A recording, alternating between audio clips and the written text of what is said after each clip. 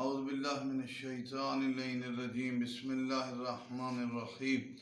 हज़रत इमाम ज़माना की शहादत के हवाले से इल्ज़ाम नासिब नामी किताब में इमाम की एक रिवायत शहादत के मुतल्लिक़ मिलती है कि बनी तमीम कबीले से एक सईद नामी औरत इमाम ज़माना को शहीद करेगी। इस औरत के बारे में यह है कि इसके चेहरे पर दाढ़ी होगी।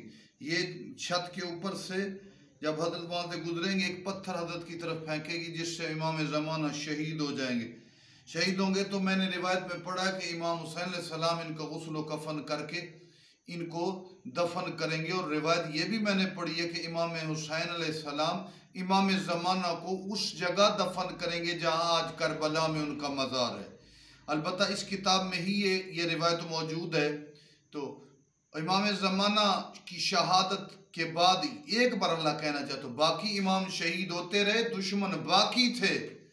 इस इमाम की मौला अली शहीद हुए, बाकी अइम्मा शहीद हुए, लेकिन उसके बाद खारजी नासबी लोग बचे। इमाम ज़माना अपनी शहादत से पहले तकरीबन खारजी नासबी दुश्मनान अहले बैत का इख्तिताम कर देंगे।